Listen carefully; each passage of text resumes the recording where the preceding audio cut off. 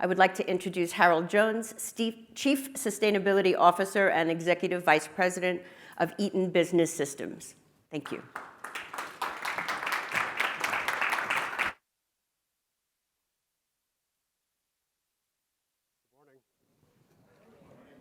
Thanks for the kind introduction. Every time I see the picture, I wish time would stand still.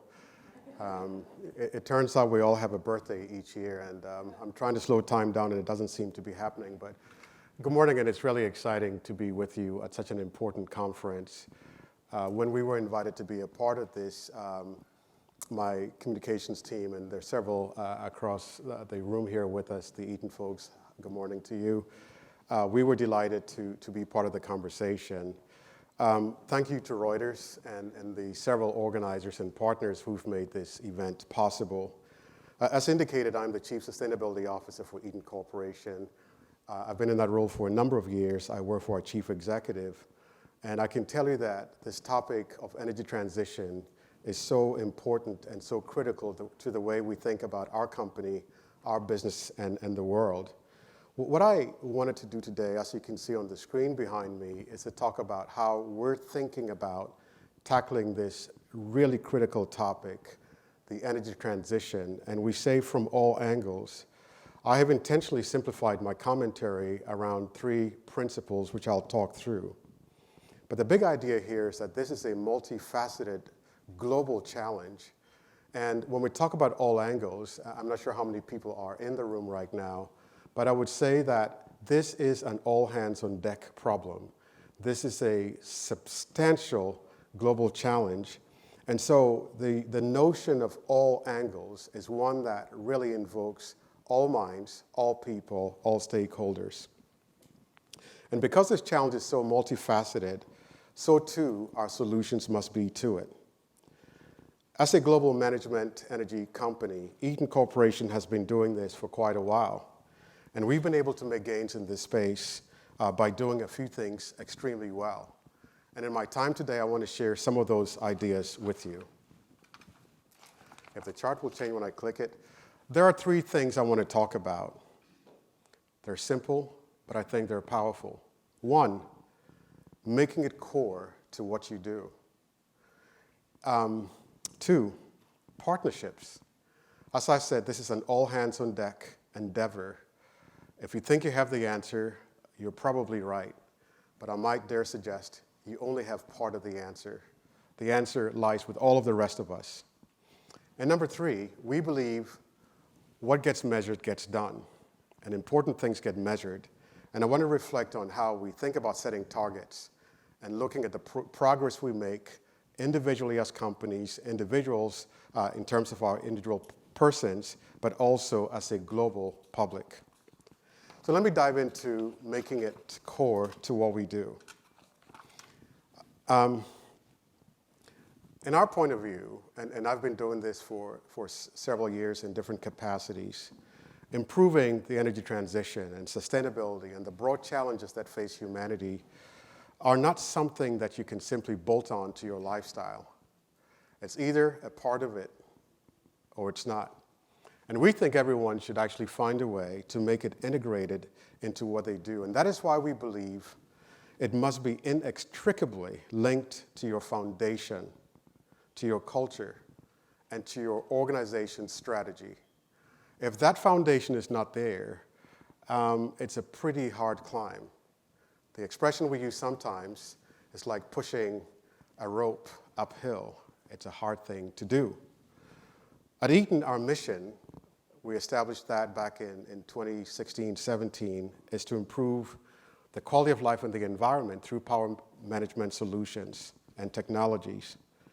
And to fulfill this promise, our leadership pulled together 3 fundamental strategic objectives beyond obviously growing our company, growing our revenues, making money, being profitable, and investing capital wisely, which our investors and other stakeholders expect. If we step beyond those financial obligations, what we do in our company is around 3 sustainable strategic initiatives. 1 is we believe that we should electrify the world, moving from fossil fuel-powered energy sources to more renewables. And one way of doing that is to electrify what I call the fixed install base, buildings, factories, hospitals, and so forth, and the mobile install base, transportation, vehicles, even more electric aircraft. And around those principles, we lay out three foundational strategic underpinnings. So electrification, number one. Everybody in this room is probably well tuned into GPT, GPT-4o, and so on. But digitalization, and for us, digitalization is about intelligence, how we use the sort of the power of information technology and all the technology we have with AI and beyond to tease out of assets and the performance of assets much more value, which translates to efficiency, economy of resource use, and so forth. And the third, which is why we're here today, is to accelerate the transition to a renewable energy future. We believe this focus helps our customers in achieving their own sustainability goals. But let me also suggest that everyone in this room is a customer. We are all end users of something. And that is why this conversation, we think, is so very much important. So how are we doing that? And I want to talk through a few examples of how we're integrating the energy transition and sustainability into the core of what we do. We start by putting our money where our mouth is. We decided as a leadership company or team to invest $3 billion in new technologies aimed at sustainable solutions over a 10-year period. How did we come up with that number? The answer is we actually spent quite a bit more on R&D, but we wanted our engineering teams, we wanted to tell the world that we were making a very specific, intentional focus around changing the way we think and work. And so the $3 billion goal, we published it, and our engineering teams were like, what the heck do you mean, Harold? By the way, that's a technical term, what the heck do you mean? And what we meant was that we're going to shift, we're going to bend the curve. You're not going to do business as usual. Every design, every new improvement is going to intentionally bend toward more sustainable solutions. And so the $3 billion that we invested is essentially turned through what we call a positive impact framework, a set of principles every engineer goes through every day to produce a better version of whatever it is that we're doing before. Against the $3 billion, how have we done? Through 2023, about $1.3 billion has already been spent, giving clear evidence that we're not just talking about this, we're doing it. And as you can see, about 71% of our products today qualify as sustainable solutions using terminology that we've defined. I understand that yesterday and perhaps in the day before, there were conversations about regulatory changes. Those of you out of Europe, I think, are keenly aware of the CSRD and things like that, and we're moving toward that future in terms of regulatory representation. But for today, we're very proud to show that 71% of our solutions are sustainable, and we have the engine, the finances, and the culture behind that to make it happen. So some examples around where the money is going. Don't be an expert on this, although I'm sure there are plenty of experts in the room who can speak technically to some of these things. But we're investing in, for example, power distribution equipment that connect distributed energy resources. If you think about the energy transition, and if you allow me to just give you a sense, imagine 2024 vehicles. I don't know what you drive, a Nissan, a BYD, or fill in the blank, a Jaguar or something, on a 1958 highway system. That is what the energy transition is about. We have cars, but not the roads. We have demands, but not the infrastructure. And so the whole idea of having distributed energy resources is to modernize the way energy is generated, the way energy is distributed, the way it's transmitted, and the way energy is used. And so the technologies we talk about here enable that energy transition. It is true that some of the technologies are older things. A transformer, the physics are the same. You step up or you step down in terms of voltages and so on. But the thinking and the intelligence that goes behind all of that is what we're investing in. Microgrid solutions. We had developed some of these ideas working with military bases in some parts of the world where we were unfortunately in the theater of war. So we had to island systems and create a grid that was self-sufficient. we're expanding those microgrid concepts into things that are now really going to change, again, the way we think about an energy transition with renewable energy coming online. Power electronics, energy management systems, and so forth. And you can hear clearly in the story I'm telling here, the combination between energy transition as an endpoint, electrification, and digitalization all playing in. So modern and older technology being refreshed to move us forward into a new world. Now, is this something we're just doing? Is this talk, or is it real? You know, PowerPoint has a wonderful place in life. You can be really good at PowerPoint. Once upon a time, I had a job, and someone says, you want to go from making parts to making charts. We're not making charts. We're making the world a better place for the 9 or so billion people who live here and their children to come. So the examples of what our work is producing can be seen in a project we did in Canada. And some of this investment was specifically around distributed energy resources and also enabling technology. So in Montreal, we actually announced an innovation center working with the local team. And as you can see, the mayor of the city, whom I have not personally met, was proud of the work we were doing and helping customers, in our case, the Hydro-Quebec customer, to bring this innovation center online. And the mayor, as you see here, she says they take pride in knowing cutting-edge technologies will enable the production of more sustainable electricity for that community. These are the examples of what, as I said before, individuals working with others and making sustainability and the energy transition core to what they do, part of this global transformation into an energy transition. And the fruits of this cutting technology and ideas are not just in innovation centers, but also with customers. I'll give you an example here. So for those of you who are in New York City, and some of you may note this, we recently did work with Endurant Energy to deploy 10 battery storage systems right here in New York City. I see here in my notes 150 megawatt hours of energy storage.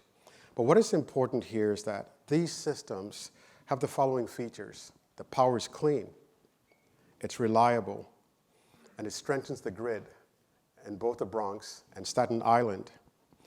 And the project was designed to provide load relief for buildings and the grid during peak demand hours. And the battery storage installations give the utility much more flexibility in meeting the demand for electricity without making unnecessary and costly upgrades to the existing system. So we see us in this example, a win for our customer, a win for the community, a win for the planet, and a win for Eaton.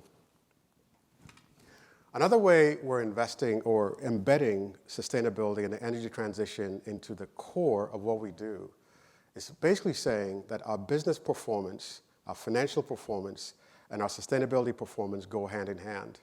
In 2022, we announced Eaton's first sustainability-linked bond. That basically says we're connecting our financial focus, our planning, our investing, our fundraising activities, and so forth to our sustainability performance. When you look at that bond arrangement, there are performance elements around meeting Scope 1 and Scope 2 emission targets by 2027. In the event, in the unlikely event, and the near zero chance of not meeting that goal, as my boss expressed to me, we will pay certain financial fees, which I'm not willing to do, and that is why we are going to meet those targets in 2027. But beyond the humor I tried to express not particularly well is the idea that sustainability and business performance go hand in hand. Now, we're often asked by investors, is it more costly to have a sustainable mindset or moving to the energy transition? My answer is simple, green is green. And you have to think like that and connect the dots. And that is why it is essential to link all of these things to the core and the fabric of what we do, bringing confidence internally to our teams and externally. They add, in my mind, a critical organizational interweaving. It looks like there may be something exciting happening outside, and somebody will let us know, but let's keep going until they do so. So that is how we're thinking about integrating sustainability into the core of what we do. And the principle I want to walk you away with is, this is not a thing you do on the side. This is something that is embedded within your core. Let me move to partnerships, and we'll move a little bit quickly. I already mentioned once, this is not a single-person sport. All hands are required to solve this incredible challenge, but I would also add an incredible opportunity for mankind.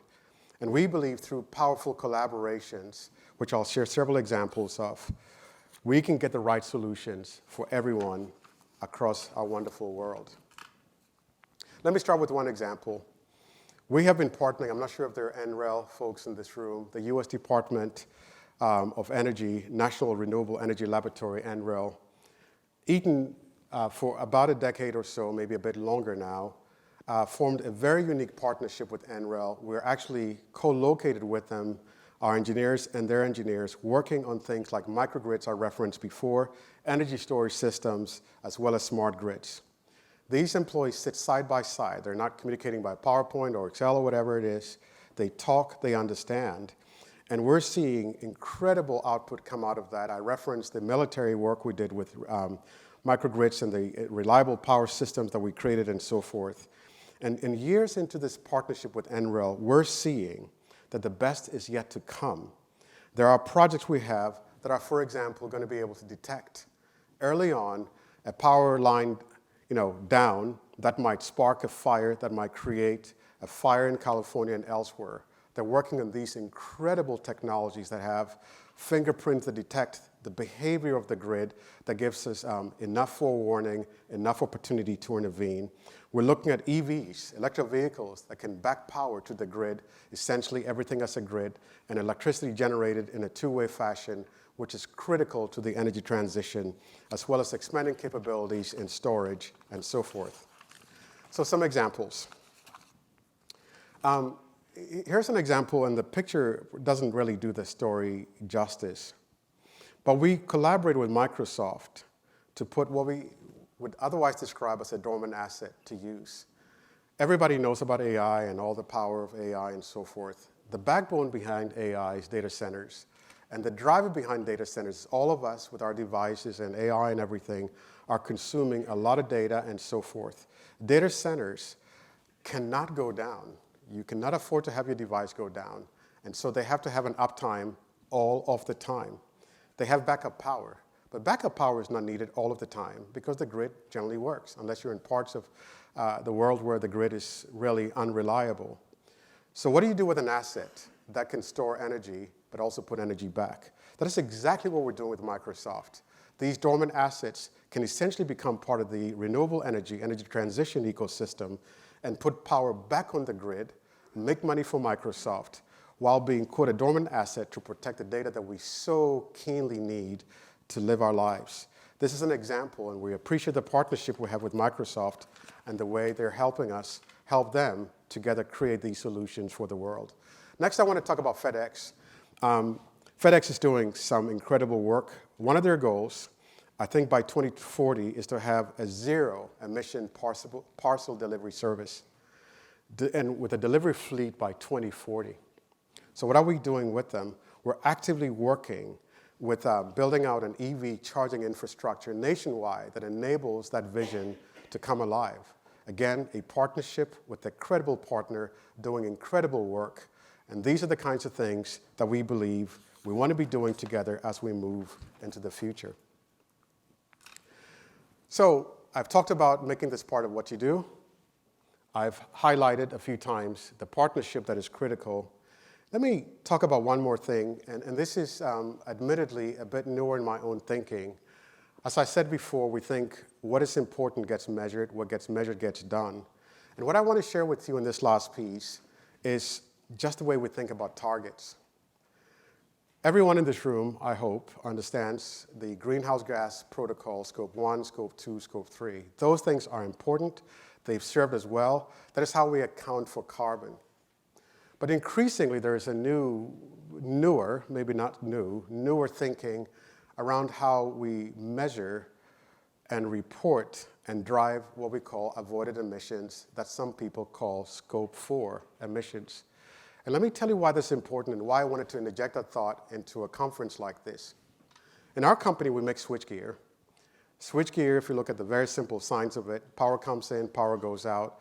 There are some conversion losses. Those conversion losses we count as Scope 3 in the use phase of Scope 3, element 11, I think it is. The more switchgear we sell, the more Scope 3 emissions we have. So do we stop selling switchgear? No. That enables a renewable energy transition world. So what do you do with that? Well, every iteration of switchgear is a better version of what we had before. And as I said, we're investing heavily in new technologies. We're also investing in technologies that do not currently have a Scope 3 footprint, but they do have a substantial impact in literally moving carbon out. And a simple example would be in our mobility business, we make valves that go into internal combustion engines. I can make a valve 80% more efficient. We're still putting carbon in the air. Or I can put out EVs that are not zero carbon completely for those purists in the room. Don't get me on that. But they're a substantial transformation. Scope 4 allows a much more system-wide strategic transformation where companies like Eaton can turn their technologies forward in a more substantial and drastic way. So let me conclude our time, which is over. Thank you. By just reiterating the following points. This is part of who we are as humanity. It has to be part of our core strategy. We can't do it alone. It requires the global collective mind. And we have to think about how we measure to drive more strategic decision-making across the world. Thank you so much, and I wish you the rest a wonderful conference for the remaining time.